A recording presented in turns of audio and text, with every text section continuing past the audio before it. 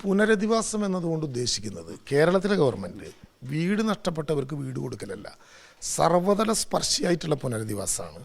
ഞാൻ പറയട്ടെ, ആഗസ്റ്റ് മാസം മുതൽ ഈ ജൂലൈ വരെ 6000 രൂപയുടെ വാടക കിട്ടാത്ത ആരെങ്കിലും ഉണ്ടോ? അന്ന് മാധ്യമങ്ങൾ പ്രചരിപ്പിച്ചു 2 മാസം കൊണ്ട് ഇത് നിൽക്കും, ഇവരുടെ വഴിയിൽ പോകും.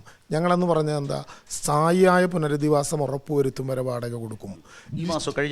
കഴിഞ്ഞ മാസവും കൃത്യമായി 813 തുടങ്ങി ഓരോരുത്തരും ഒഴിഞ്ഞു തുടങ്ങിയ കണക്കെടുത്ത് 533 പേർക്ക് കഴിഞ്ഞ മാസം കൊടുത്തതുൾപ്പെടെ ദിനപത്തയായി 300 രൂപ. 3 മാസമേ STRF വകുപ്പുള്ളൂ.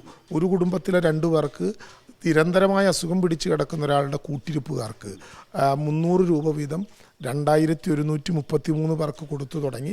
ചിലർക്കൊക്കെ ജോലി കിട്ടിപ്പോയപ്പോൾ 3 മാസക്കാലം കഴിഞ്ഞത് നിന്നു. വീണ്ടും 9 മാസക്കാലം മുഖ്യമന്ത്രിയുടെ ദുരിതാശ്വാസ നിധിയിൽ നിന്നുൾപ്പെടെ പണമെടുത്തുകൊണ്ട് ഇപ്പോഴും അത് കൊടുത്തുകൊണ്ടിരിക്കുകയാണ്. ഭക്ഷ്യക്കിറ്റുകൾ ഇപ്പോഴും എല്ലാ മാസവും 1000 രൂപയുടെ കൂപ്പൺ നിത്യോപയോഗ സാധനങ്ങൾ മേടിക്കുന്നതിന് വേണ്ടി ബന്ധപ്പെട്ട കൗൺസിലർമാർ വീട്ടിലെത്തിച്ചു കൊടുക്കുകയാണ്. കൗൺസിലർമാർ ഇപ്പോഴും വീടുകളിൽ പോവുകയാണ്. ഇതിനെ പ്രതീക്ഷിച്ച് 1 മാസമായി അവരിവിടെ ക്യാമ്പ് ചെയ്ത് മാനസിക പ്രയാസങ്ങൾ ഇല്ലാതിരിക്കാൻ പോവുകയാണ്.